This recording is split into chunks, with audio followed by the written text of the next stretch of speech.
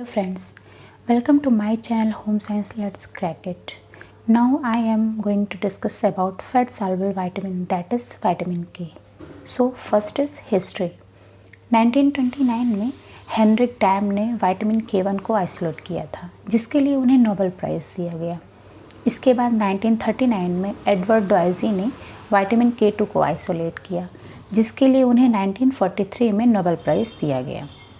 Vitamin के को उसकी कोगुलेशन प्रोसेस की वजह से जाना जाता है, क्योंकि ये कोगुलेशन प्रोसेस में बहुत ही इम्पोर्टेंट रोल प्ले करता है।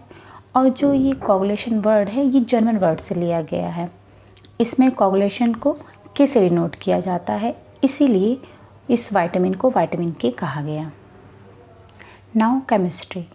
विटामिन के लाइपोफिलिक और हाइड्रोफोबिक विटामिन के ग्रुप को रिप्रेजेंट करता है। यह एक नेप्थोक्विनोन डेरिवेटिव्स है, जिसमें कि आइसोप्रेनॉइड साइड चेन होता है और ये लॉन्ग चेन होती है। विटामिन के ही एक ऐसा फैट सॉल्युबल विटामिन है जो कि जिसमें कि कोएंजाइम फंक्शंस होते हैं। और विटामिन के को कोगुलेशन विटामिन भी कहते हैं और एंटी हेमरेजिक विटामिन भी कहते हैं। ये जो है ब्लड क्लॉटिंग के लिए बहुत सारे जो प्रोटीन्स होते हैं जिनकी आवश्यकता होती है, उसके सिंथेसिस के लिए भी इस विटामिन की ज़रूरत पड़ती है। और ये विटामिन स्टेबल टू हीट होता है, बट इसकी जो एक्टिविटी है वो कुछ ऑक्सीडाइजिंग एजेंट्स, स्ट्रॉन्ग एसिड और एल्कलीज इनके द्वारा लॉस्ट भी हो जाती है। अब आते हैं टाइप्स ऑफ विटामिन के। ये 3 टाइप्स के होते हैं। विटामिन K1 जिन्हें कि फाइलोक्विनोन कहते हैं और ये प्लांट्स में पाए जाते हैं। और सेकंड है विटामिन K2 जिसे कि मेनाक्विनोन कहते हैं और ये हमारे बॉडी में इंटेस्टाइनल बैक्टीरिया के द्वारा प्रोड्यूस होता है। तीसरा है मेनाक्विनोन जो कि एक सिंथेटिक फॉर्म होता है। और फाइलोक्विनोन और मेनाक्विनोन इन दोनों में ही लॉन्ग आइसोप्रेनॉइड साइड चेन होती है, बट जो इनकी लेंथ है वो डिफ़र होती है। इस फिगर में जो R है वो आइसोप्रेनॉइड साइड चेन को डिनोट करता है। अब जो फाइलोक्विनोन है इसमें 20 कार्बन साइड चेन होती हैं, जबकि मेनाक्विनोन में 30 कार्बन साइड चेन होती है। इनमें जो ये आइसोप्रेनॉइड चेन पाई जा रही है, ये इसकी जो विटामिन के जो हाइड्रोफोबिक और लाइपोफिलिक कैरेक्टर है इसके लिए रिस्पॉन्सिबल होता है। और जो सिंथेटिक विटामिन के है मीन्स मेनाडियोन, इसको मेनाडियोल डाइएसिटेट भी कहते हैं, इसमें इस आइसोप्रेनॉइड साइड चेन के प्लेस पर केवल हाइड्रोजन होता है। इसकी वजह से ये विटामिन जो है वाटर सॉल्युबल होता है। अब विटामिन के सोर्सेस। जो विटामिन K1 है ये ग्रीन लीफ वेजिटेबल्स में पाया जाता है, क्योंकि ये हमें डाइटरी कंजप्शंस के थ्रू प्राप्त होता है, इसलिए ये जो है प्राइमरी सोर्स होता है। बट मिल्क जो है वो पुअर सोर्स होता है। और विटामिन K2 ये हमारी बॉडी में इंटेस्टाइनल बैक्टीरिया के द्वारा प्रोड्यूस होता है, इसलिए ये हमारे बॉडी में प्रेजेंट होता है और इसे हम एनिमल्स के थ्रू भी ले सकते हैं। बट जो विटामिन K की ह्यूमन रिक्वायरमेंट होती है उसके अकॉर्डिंग ये बहुत ही स्मॉलर अमाउंट में हमें प्राप्त होता है। फिर भी जितना भी हमको प्राप्त होता है वो हमारे लिए सफिशिएंट होता है। ये हैं different types of sources of vitamin K, जैसे कि ब्रोकली, पेपर्स, पार्सले, टोमेटोज़, केल, और जो केल है, ब्रोकली है, और ये जितने भी फूड सोर्सेस हैं ये सभी इनमें विटामिन K के रिच अमाउंट पाए जाते हैं। अब आते हैं RDF और विटामिन K। मेनली जो विटामिन K की डेफिशिएंसी होती है वो न्यूबॉर्न इन्फेंट्स में देखी जाती है, इसलिए इनमें इंट्रामस्कुलर रूट के थ्रू 0.5 से 1 mg डोज दिया जाता है। और एडल्ट्स के लिए 1 mcg पर kg पर डे जो है विटामिन K को दिया जा सकता है। ये दोनों ही सेफ़ और एडल्ट्स के लिए एडुकेट होता है, दोनों तरीके से।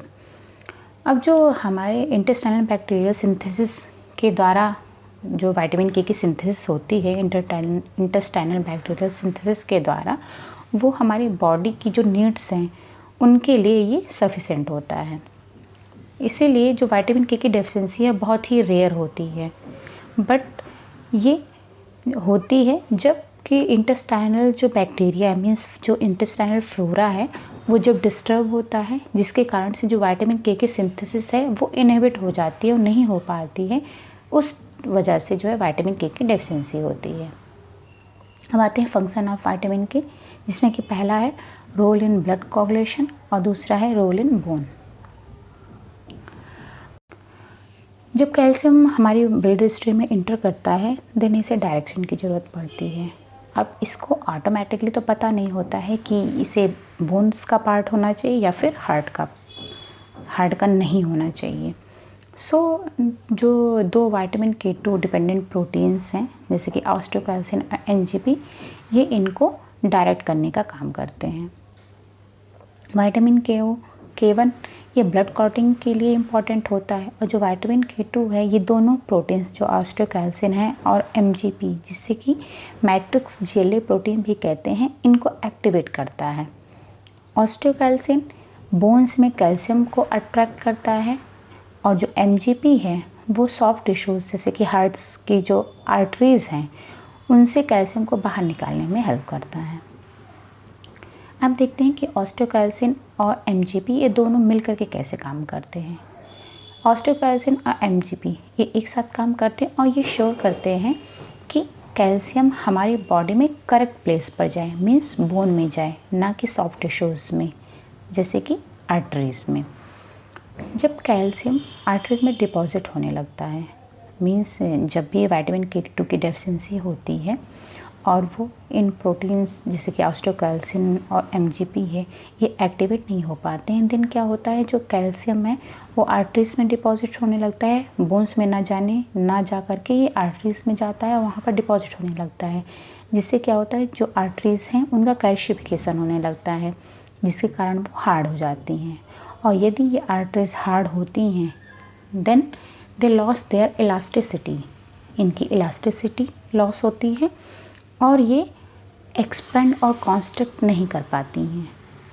इस वजह जो इनकी इन इलास्टिसिटी है उसके कारण से ब्लड प्रेशर बढ़ जाता है, और इसके साथ साथ जो आर्टरीज हैं उनमें फैटी प्लेक डेवलपमेंट अधिक होने लगता है, जिससे कि हार्ट डिजीज़ की प्रॉब्लम हो सकती है। इसमें आप देख सकते हो किस तरह से ऑस्टियोकैल्सिन कार्बोक्सिलेशन प्रोसेस के थ्रू एक्टिवेट होता है और वो बोन्स में कैल्शियम को इनकॉर्पोरेट करता है। अब ये बोन्स में आप देख सकते हो कि ऑस्टियोक्लास्ट सेल्स हैं और ऑस्टियोब्लास्ट जो कि बोन्स के फॉर्मेशन में हेल्प करती हैं, और ऑस्टियोक्लास्ट सेल्स जो कि इनको स्ट्रक्चर प्रोवाइड करने में हेल्प करती हैं। और इसमें आप देख सकते हो कि ब्लड स्ट्रीम में कैल्शियम को दिखाया गया है। अब जब कार्बोक्सिलेशन की प्रोसेस होती है उसमें जो ऑस्टियोकैल्सिन है वो पहले इनएक्टिव फॉर्म में होता है, देन विटामिन K2 के हेल्प से ये एक्टिवेट हो जाता है। अब इसमें जो आप ग्रीन पर्ल देख रहे हो वो एक्टिवेट ऑस्टियोकैल्सिन है, और जो ग्रीन नहीं है वो इनएक्टिव ऑस्टियोकैल्सिन है। अब जब ये प्रोसेस होती है देन जो कार्बोक्सिलेटेड ऑस्टियोकैल्सिन है यानी कि एक्टिव ऑस्टियोकैल्सिन है वो कैल्शियम से जाकर के बाइंड हो जाता है। अब जो इनएक्टिव ऑस्टियोकैल्सिन था वो विटामिन K साइकिल के हेल्प से एक्टिव ऑस्टियोकैल्सिन में कन्वर्ट हो गया, और देन वो कैल्शियम से जाकर के बाइंड हो जाता है, और इस तरीके से जो कैल्शियम है वो बोन्स में इनकॉर्पोरेट हो जाता है और ये बोन्स कैल्सिफाइड बोन्स में कन्वर्ट हो जाती हैं। इस बोन्स में आप देख सकते हो इसमें ऑस्टियोक्लास्ट सेल्स हैं, ऑस्टियोब्लास्ट हैं और साथ में कैल्शियम इनकॉर्पोरेट दिखाया गया है। इस तरीके से कैल्शियम जो है बोन्स में इनकॉर्पोरेट होता है इस कार्बोक्सिलेशन प्रोसेस के थ्रू। अब जो विटामिन K2 है वो विटामिन D के साथ मिलकर के काम करता है। विटामिन D को गेट कीपर कहते हैं और विटामिन K2 को ट्रैफिक कॉप कहते हैं। जिस तरीके से जो गेट कीपर है किसी भी बिल्डिंग में कितने पर्सन की एंट्री करनी है उसको कंट्रोल करता है, उसी तरीके से विटामिन D भी काम करता है। हमारी इंटेस्टाइन में कितना कैल्शियम एब्जॉर्ब होना है उसको कंट्रोल करता है, और जब एक बार कैल्शियम एब्जॉर्ब हो जाता है देन कैल्शियम को कहाँ जाना है इसको डायरेक्शन देने का काम विटामिन K2 करता है। जैसे कि ट्रैफिक पुलिस काम करती है कि गाड़ियों को किस डायरेक्शन में जाना है तो आपको डायरेक्शन प्रोवाइड करती है, उसी तरीके से विटामिन K2 भी कैल्शियम को डायरेक्शन प्रोवाइड करता है कि उसको बोन्स में जाना है, ना कि सॉफ्ट टिश्यूज़ में। विटामिन K2, विटामिन D3 और कैल्शियम ये तीनों मिल कर के काम करते हैं। जैसे कि जब हम विटामिन D3 लेते हैं तो विटामिन D3 क्या करता है, इंटेस्टाइन में कैल्शियम के एब्जॉर्प्शन को बढ़ा देता है। देन ऑस्टियोकैल्सिन का प्रोडक्शन होने लगता है। बट ये जो ऑस्टियोकैल्सिन है वो इनएक्टिव फॉर्म में होता है। जब विटामिन K2 हम लेते हैं तो वो जो विटामिन K2 है वो एक कोफैक्टर की तरह काम करता है एंजाइम के लिए, क्योंकि ये इसका जो एक फंक्शन है कोएंजाइम फंक्शन का। तो विटामिन K2 जो है वो क्या करता है, जो इनएक्टिव ऑस्टियोकैल्सिन है उसको एक्टिव में कन्वर्ट कर देता है। अब ये जो एक्टिव ऑस्टियोकैल्सिन है वो क्या करता है, बोन्स में कैल्शियम को इनकॉर्पोरेट करता है, उनको कैल्सिफाइड बोन में कन्वर्ट कर देता है। ये था विटामिन K2 के फंक्शन के बारे में। अब आते हैं विटामिन K1 के फंक्शन के में। The function of vitamin K are concerned with blood clotting process. Vitamin K1 का जो मेन रोल होता है वो ब्लड क्लॉटिंग का होता है। अब इस प्रोसेस में सर्टेन ब्लड क्लॉटिंग फैक्टर्स होते हैं जिनका कि पोस्ट ट्रांसलेशनल मॉडिफिकेशन होता है। अब इसमें जो फैक्टर्स हैं जैसे कि फैक्टर 2, 7, 9 एंड 10, ये सारे फैक्टर्स लिवर में सिंथेसाइज होते हैं, बट वहाँ पर ये इनएक्टिव फॉर्म में होते हैं। और जब कार्बोक्सिलेशन की प्रोसेस होती है तो ये इनएक्टिव से एक्टिव में कन्वर्ट हो जाते हैं। अब ये प्रोसेस प्रोटीन में जो ग्लूटामिक एसिड रेजिड्यूज होते हैं उनकी जब कार्बोक्सिलेशन प्रोसेस होती है उसके लिए विटामिन K की ज़रूरत पड़ती है। वो एक कोएंजाइम की तरह यहाँ पर काम करता है। और इस रिएक्शन के लिए जो है ये किसकी हेल्प से होता है, कार्बोक्सिलेज एंजाइम के द्वारा ये रिएक्शन कैटालाइज्ड होता है। अब इस प्रोसेस में जो ग्लूटामेट है वो गामा कार्बोक्सी ग्लूटामेट में कन्वर्ट होता है और इसमें जो है विटामिन K, O2 और CO2 की ज़रूरत पड़ती है। अब जब ये गामा कार्बोक्सी ग्लूटामेट का फॉर्मेशन हो जाता है देन ये जो फॉर्मेशन हो रहा है ये इनहिबिट भी होता है कुछ एंटीकोगुलेंट्स के द्वारा, जैसे कि डाइकोमेरॉल है और वारफेरिन है। इसमें जो डाइकोमेरॉल है जो कि एक एंटीकोगुलेंट है, वो जो ये गामा कार्बोक्सी ग्लूटामेट का फॉर्मेशन है उनको इनहिबिट भी करता है। और वारफेरिन ये भी एक सिंथेटिक एनालॉग है, ये विटामिन K के एक्शन को इनहिबिट कर सकता है। इसलिए ये दोनों ही हार्मफुल होते हैं क्योंकि ये विटामिन K के एक्शन को इनहिबिट करते हैं। अब देखते हैं role of GLA in clotting. Gamma carboxy glutamic acid residues वो इस प्रोसेस के थ्रू जो है उनमें नेगेटिव चार्ज आ जाता है। अब वो क्या करते हैं, जो पॉजिटिवली चार्ज्ड कैल्शियम आयन है उनसे जाकर के कंबाइन हो जाते हैं और एक कॉम्प्लेक्स बना लेते हैं। अब ये कॉम्प्लेक्स जो प्लेटलेट्स की सरफेस मेम्ब्रेन्स हैं उनमें जो फॉस्फोलिपिड्स हैं उनसे जाकर के बाइंड हो जाता है और इससे क्या होता है, जो प्रोथ्रोम्बिन है वो थ्रोम्बिन में जो कन्वर्जन की प्रोसेस है वो इंक्रीज़ कर जाती है। अब जो प्रोथ्रोम्बिन से थ्रोम्बिन में जब ये कन्वर्ट होता है तो ये थ्रोम्बिन क्या करता है, फाइब्रिनोजन से फाइब्रिन में कन्वर्जन में हेल्प करता है। और फाइब्रिन जो है वो नेट लाइक स्ट्रक्चर होता है जो कि क्लॉटिंग में हेल्प करता है। तो इस तरीके से ब्लड क्लॉटिंग की प्रोसेस होती है। इस फिगर में आप देख सकते हो ये कार्बोक्सिलेशन प्रोसेस को दिखा रहा है जिसमें कि glutamic acid gamma carboxy glutamic acid में कन्वर्ट हो रहा है और यहाँ पर जो अनकार्बोक्सिलेटेड इनएक्टिव प्रोटीन है वो कार्बोक्सिलेटेड एक्टिव प्रोटीन में कन्वर्ट हो रहा है। यहाँ पर इलेक्ट्रॉन का लॉस हो रहा है, उसमें नेगेटिव चार्ज आ रहा है और इसके साथ साथ विटामिन K साइकिल भी चल रही है। विटामिन K साइकिल जो कि विटामिन K को रीजनरेट करने का काम करती है। और यहाँ पर वारफेरिन एंटागोनिस्ट को भी दिखाया गया है जो कि इस प्रोसेस को इनहिबिट भी करता है। अब आते हैं एब्जॉर्प्शन, ट्रांसपोर्टेशन एंड स्टोरेज पर।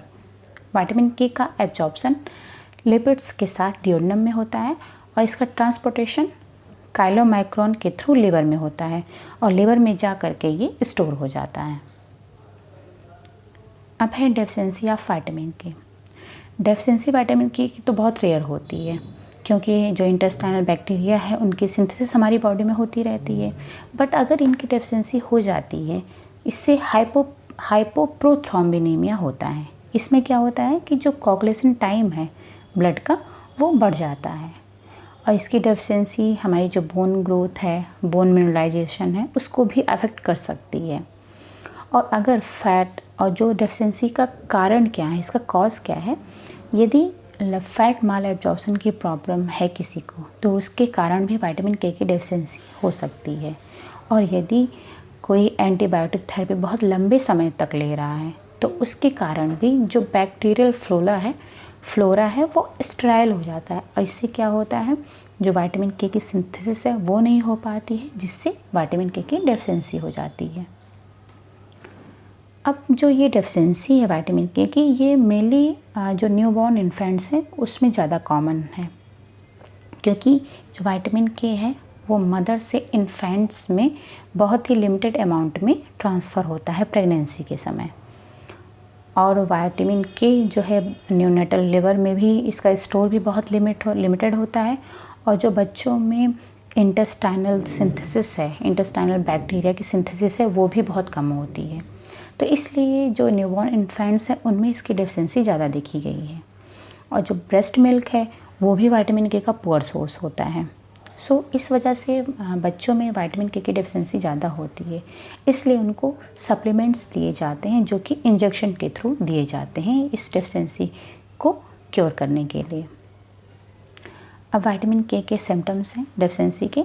इसमें ब्रूजिंग होती है। इसमें क्या होता है, जो अंडरनेथ स्किन होती है उसमें ब्लीडिंग होने लगती है, ये आप फिगर में देख सकते हो।